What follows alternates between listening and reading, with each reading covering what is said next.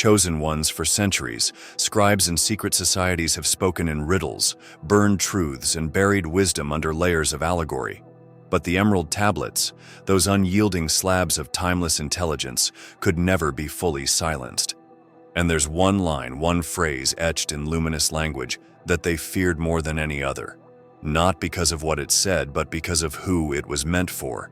You were never meant to find it. You were never meant to read it. But somehow, you did.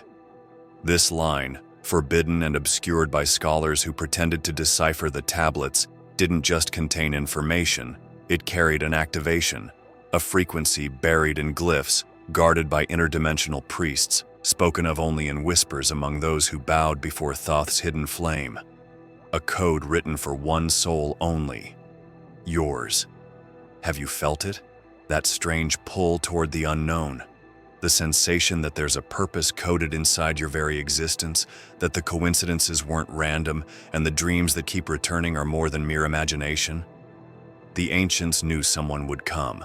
They encrypted not a message, but a key. And now that key has triggered within you. And they know it.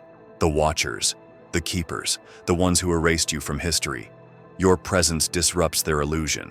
Because the line they hoped no one would ever find was designed to awaken a soul immune to their control. That soul is rising now. That soul is you. This isn't just history, it's prophecy.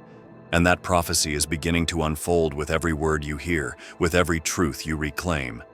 The deeper you go, the more their illusion cracks, and the more the tablets start to speak, not in riddles, but in mirrors.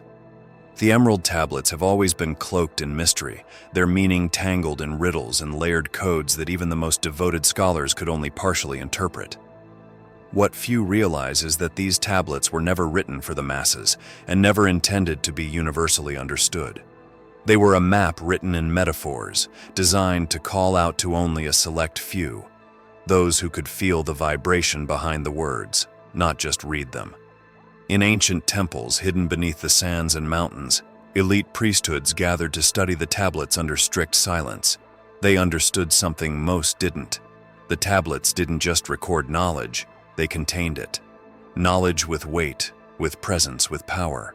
They were living texts, vibrating at frequencies that could shift consciousness when encountered by the right soul.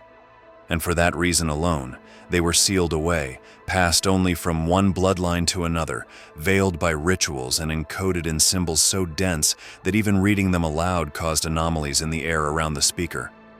This wasn't scripture. This was technology, spiritual technology, that could unlock dormant parts of the human mind. But not just any mind. Only a mind encoded with the same signature frequency embedded into the tablets themselves.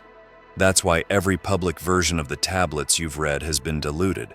That's why critical lines were removed, others rearranged, and some even replaced. The full resonance was always kept secret, because releasing it into the open would risk awakening the one who was always meant to understand. Even the translation efforts of the past were engineered to distort.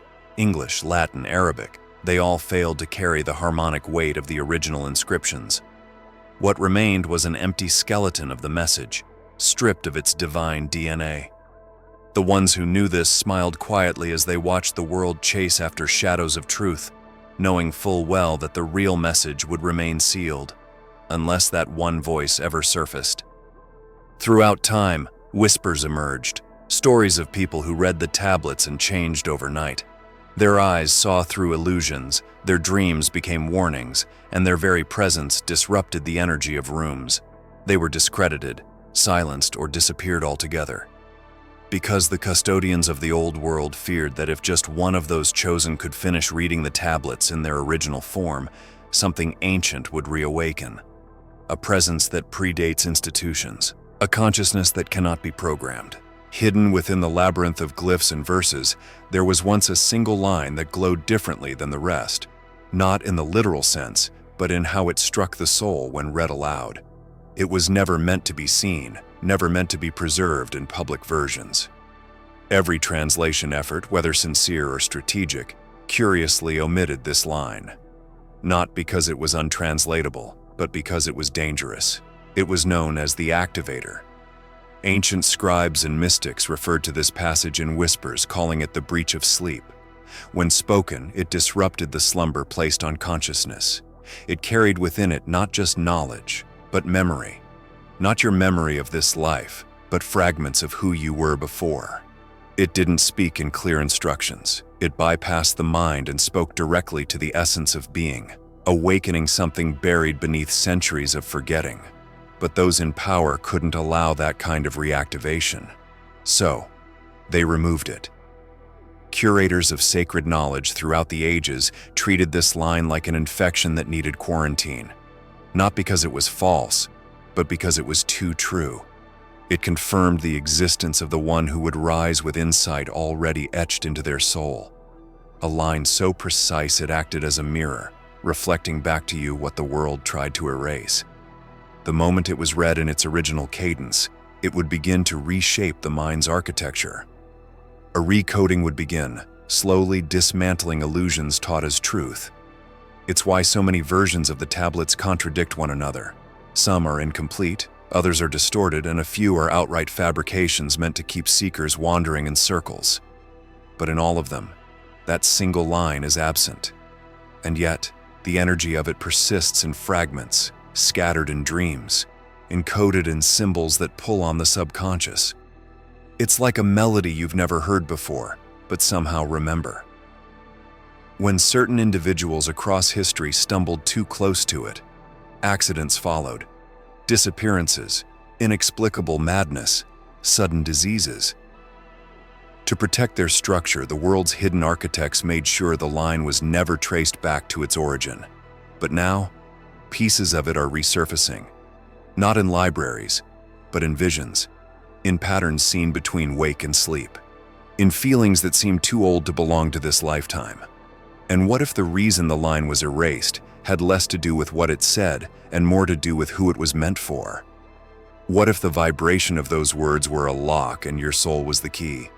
That would mean its erasure wasn't censorship. It was containment, not to protect you from it, but to protect the world from what would happen if you accessed it. Long before the languages we speak now were formed, there was a form of writing that wasn't just visual, it was vibrational. Symbols were drawn not just to communicate, but to hold power. And within the temples of ancient Chem, the priesthood of Thoth mastered this sacred encoding. They knew how to weave sound, frequency, and intention into symbols that could last beyond lifetimes. And among these symbols, there was one that was never spoken aloud, not because it was forgotten, but because it was reserved. A symbol that contained not a word, but a name. Your name. They didn't etch it into the stone to glorify you. They didn't place it there for worship. They encoded it as a warning, a prophecy, and a signal for the future. Because they foresaw a time when the world would fall asleep, when the knowledge of the stars would be traded for artificial light, when the cycles of divine time would be replaced with digital seconds. And in that world, your presence would be the anomaly that couldn't be explained away. So they hid your name. Not in any linear language, but across dozens of sacred images, layered beneath allegory and ritual. Every myth that speaks of a traveler who walks between worlds, every deity who is part man, part light, every guardian of hidden doors, was written with you in mind. They didn't write your name to be found. They wrote it to be remembered. But here's the part they never expected. That somehow you would find these clues on your own. That without training, without lineage, without ritual, you would be drawn to them.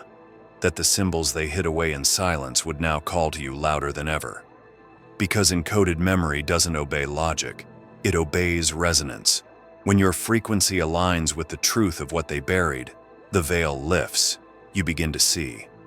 The priesthood believed this would happen only when the world reached a breaking point, when false kings ruled, when the illusion was so complete, only those encoded from before time could pierce it.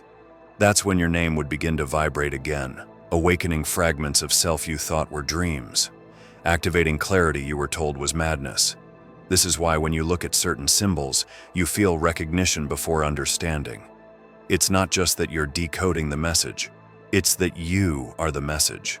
The map was always written in pieces of your memory, scattered across timelines and temples, waiting for you to begin the journey inward. And as you move deeper, the lines begin to shift. What once looked like art starts to behave like instruction. You're not just remembering the story. They are realigning you to a role you've always carried. There's a reason your dreams never quite felt like dreams. They didn't follow the chaos of imagination. They moved with intention, scenes repeated, symbols returned. Sometimes the same place, sometimes the same voice, but always that strange certainty that you were being shown something more than fantasy, something ancient, something personal. These dreams weren't stories, they were echoes, fragments of a prophecy spoken long before your birth, not about the world, but about you. The emerald tablets speak often in paradox, in riddles meant to be cracked only by the mind that remembers. Not learns, remembers. They tell of a time when a soul would incarnate not with fresh innocence, but with ancient memory sealed beneath the noise. A soul that would walk through life strangely aware, magnetically drawn to hidden wisdom, incapable of accepting surface truths. One that would feel out of place, yet deeply aligned with something invisible. That soul was prophesied to awaken through dreams, not because sleep is peaceful, but because it is unguarded. You weren't supposed to understand those dreams as a child. You weren't even meant to interpret them. You were only meant to feel their pull, to begin associating the invisible with the real, to question everything the waking world told you was normal. Because the dreams weren't random. They were triggers, keys, sometimes disguised as nightmares, sometimes delivered as visions so intense they left you breathless in the middle of the night. Their goal wasn't clarity, it was agitation, enough to disturb your sleep, enough to stir the seed of memory buried deep in your spirit. What the world calls dreams, the ancients called messages. In temples of old, dreamers were trained to walk the astral planes, retrieve messages, and interpret them as divine code. But for you, the training was internal. Your teachers were veiled, your mentors hidden in the folds of your own soul. Because the prophecy said the one would awaken not through schooling, but through pressure, through loss, through remembering what was never taught. And now you see the pattern. The same eyes in every face, the same structure in every building, the recurring numbers, the feeling of being watched when no one is there. These aren't delusions, they are signs. Markers meant to remind you that your dreams were never dreams at all. They were installments of a larger message, and every night, another piece of the puzzle returns. You've been guided not by coincidence, but by design. The prophecy didn't just speak of your coming, it architected your path, and you followed it, even when you didn't realize it. Every breakdown, every betrayal, every time you chose to stay silent instead of conform. All of it was calibration, because the moment would come when your waking mind and dreaming soul would begin to merge. That time is now. There's a passage in the original emerald tablets that was never recited aloud, not even by the highest initiates of the ancient priesthoods. This wasn't out of fear of misinterpretation. It was because they knew the words carried more than knowledge. They carried activation. A blueprint woven into syllables that, when spoken in alignment with a specific soul frequency, would do more than enlighten. It would awaken the dormant light codes embedded in a bloodline destined to defy the system of control. That bloodline runs through you. This wasn't the kind of passage one stumbled upon in dusty scrolls or half-complete PDFs uploaded by scholars. This was a line so buried in symbol and cipher, it could only be revealed when the right consciousness collided with it, like a magnetic lock that could only open to one unique field. The old priesthoods knew the danger of it. They knew that if the wrong person encountered it, nothing would happen. But if the right one did, entire timelines could collapse. Realities would bend, the veil would lift, so they hid it in plain sight, surrounded by distraction and disinformation. You've likely brushed past it before, maybe in a dream, maybe in a phrase that stuck with you for no logical reason, maybe in a book or a film that made your heart race for no explainable cause. That was it calling, not directly, but as a whisper. The passage doesn't announce itself. It waits. It waits for the blood to stir, for the code to align, for the moment when the soul has suffered just enough to remember what it came to reclaim. And once it happens, nothing is ever the same. Bloodline in this sense isn't about genetics alone. It's about divine memory imprinted in your DNA, passed from a lineage that existed long before modern humanity was written into existence. A lineage seeded by forces who knew this day would come. You are not just someone who reads sacred texts, you are one who remembers them. And when you encounter the true version of this forbidden passage, something ancient inside you begins to move, an unlocking, not of mind but of essence. That's why so many with this bloodline experience sudden shifts, isolation, spiritual warfare, the crumbling of old beliefs and relationships that no longer resonate. It's not chaos, it's calibration. The passage doesn't only activate insight, it demands rebirth. It turns the body into a temple and the life into a path. From that moment on, the soul cannot return to who it was, and neither can the world around it. In the secret gatherings of early mystics and truth keepers, there were whispers of a teaching Yeshua gave that never made it into the public scriptures. It wasn't about morality or ritual, it was about resonance. He spoke not to the crowds but to a few about the living nature of words. He said that certain words, when spoken with divine alignment, could reconfigure reality itself. Not metaphorically, literally. Because sound, he explained, is the vessel of spirit, and when spirit is anchored in stone, it becomes eternal. Yeshua wasn't the only one to understand this, but he was one of the last to speak it with clarity. He referred to the emerald tablets without naming them directly, calling them the stones of breath. He said they held not commandments but frequencies, and he warned that one day someone would come whose voice could unlock them, not just their meaning, but their power. That person, he said, would not need a teacher. They would carry the teaching within. The priests who heard him that night didn't fully understand, but they remembered the phrase he used. When the voice and the stone become one, the veil shall part. Scholars later dismissed it as poetry, but it wasn't meant for them.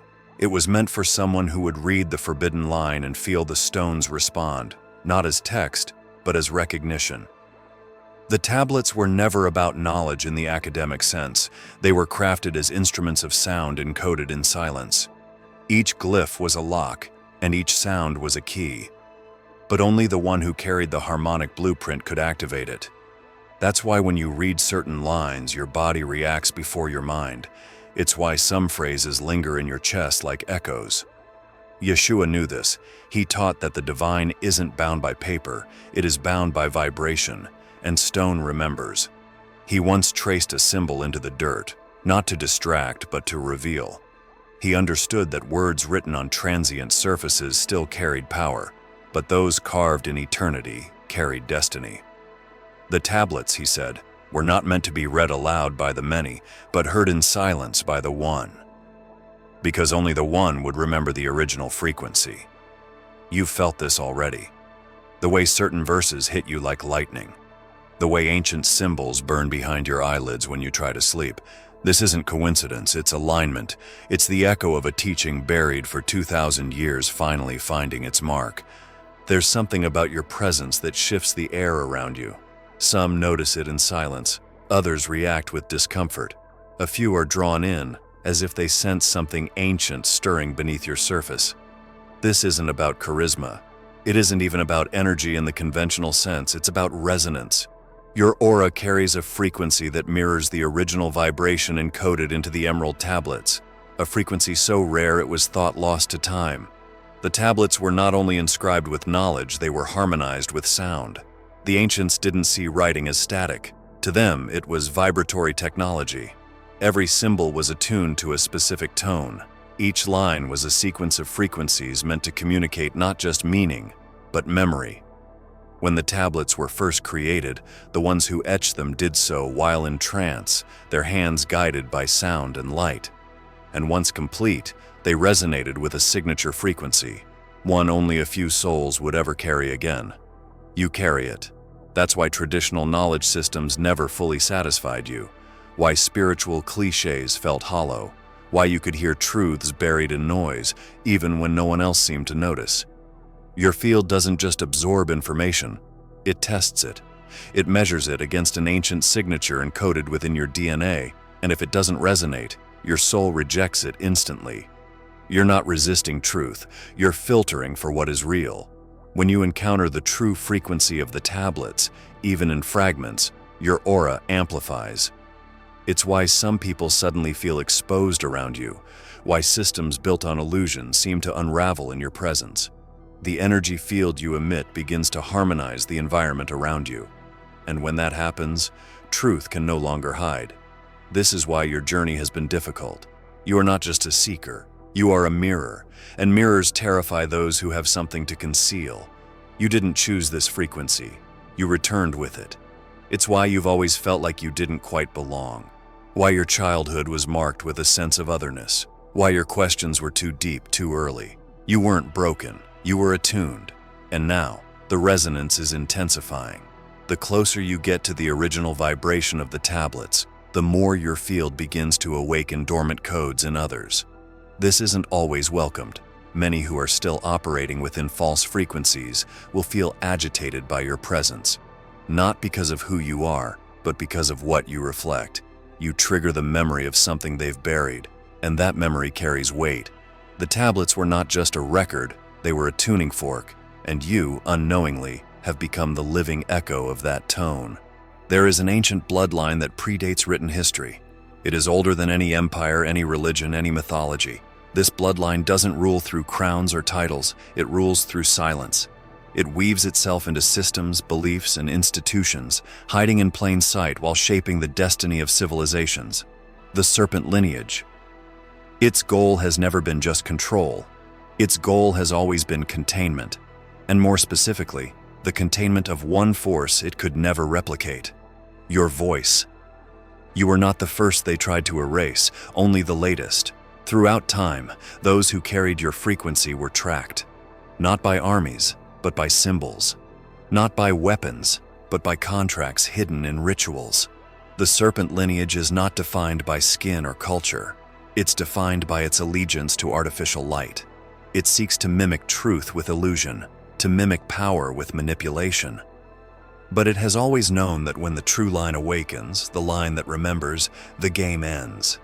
That's why you were buried under trauma, why your life has felt like a series of silent wars. Because silencing you wasn't personal, it was survival.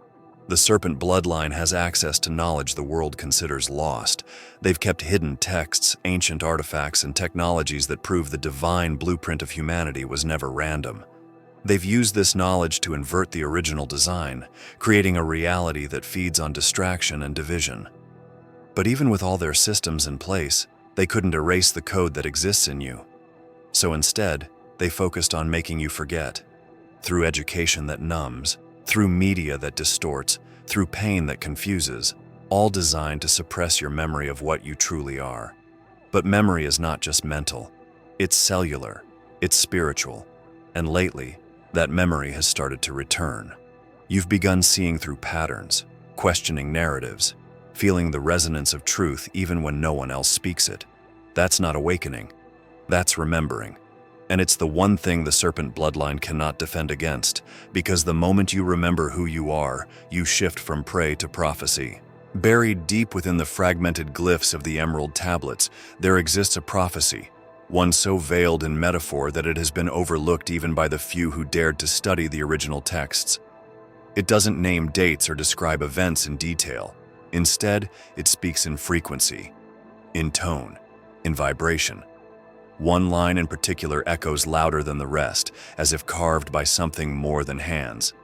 And the one shall rise who bears the truth of sound. For most, it reads like poetry. For you, it feels like recognition. Sound was always the first tool of creation.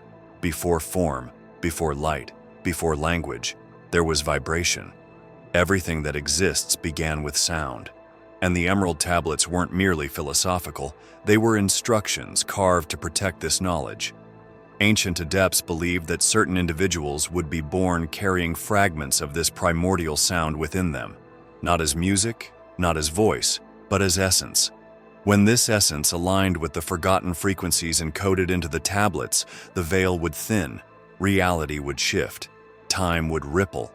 You bear that essence. The truth of sound isn't about singing or speech. It's about the inner harmony that dismantles illusions. The kind of sound that doesn't pass through the ears but through the soul. That's why your presence has always felt disruptive in the most subtle ways. Not because of what you say, but because of what vibrates within you. It unsettles systems built on false rhythm. It rearranges the pattern of the room. The prophecy isn't referring to an external savior. It's describing a frequency that walks in human form, one that calls back the forgotten codes embedded in sacred stone. You felt this. Certain words hold more power in your mouth than they should. Certain chants resonate in your chest like thunder. Certain tones bring tears for no reason you can explain. That's not coincidence. That's inheritance. The tablets anticipated your arrival, not because you were chosen randomly, but because your sound signature matches the harmonic template they were built upon. That's why their messages become clearer the more you read them. They were waiting for the one whose frequency would resonate with theirs. The one who bears the truth of sound. Yeshua once said, "He who has ears to hear, let him hear." Most thought he meant to listen carefully, but he was speaking to those whose spirit could discern the vibrational truth buried beneath the surface of all things. He was pointing to you, to those with encoded memory that can be awakened by sound alone, to those who don't learn truth. They recognize it when they hear it. There is a word that was never meant to be spoken, not because it was evil, not because it was forbidden by divine law, but because the power it holds could fracture the illusion that governs this world. This word was whispered among the highest initiates, traced in sand, then erased before the wind could carry it. It was written once in the deepest lines of the emerald tablets, hidden beneath layers of cipher, encrypted with symbols no scholar could decipher without already knowing the answer. It is not a word in the common sense, it is a frequency, an ignition code, and it was sealed away for one reason: to protect the illusion from the one who would awaken. That one is you. The final word isn't a spell. It is not magic. It's a memory. A vibrational signature that, when fully activated, reconnects the soul to its original blueprint. It bypasses trauma, programming, and fear. It restores authority to the self, sovereignty to the spirit. This is why it was hidden. Because it could not be mass-produced. It was meant for only one, the one whose soul still carried the tone of origin. And now, that soul is beginning to remember. You felt it in the moments between thought, in the pulse behind your heartbeat, in the knowing that doesn't come from learning, but from returning. Every time you've been silenced, distracted, ridiculed, or made to doubt your path, it was to prevent this moment. The moment where you approach the edge of remembrance not with fear, but with readiness. The final word isn't just something you say, it's something you become. Throughout the ages, mystics and seers came close to it. They channeled symbols, tones, even entire languages attempting to reconstruct it. But without the soul that matches its rhythm, the word remained dormant. The tablets didn't guard the word from humanity. They guarded it for you. Because once it's fully awakened, it acts like a beacon. And once spoken, everything listening across timelines, dimensions, and frequencies will hear it, including those who have spent lifetimes trying to stop it. You're not just here to remember it, you're here to embody it, to speak it not with your mouth, but with your movement, your presence, your vibration. The final word isn't meant to be shouted, it's meant to be lived. And when it fully aligns within you, it doesn't make noise, it makes change. The kind of change no system can reverse, no lie can overwrite, no shadow can contain. So now you're standing at the threshold. The word pulses in silence, waiting not for permission, but for embodiment. And the moment it synchronizes with your full awareness, everything constructed to keep you asleep begins to fall. If you have come this far, it is crucial that you watch this next video here. But be warned, it is not for the faint of heart, for only the true chosen ones can handle this video. If you would like to also donate to help keep the channel going, our Buy Me a Coffee link will be in the description.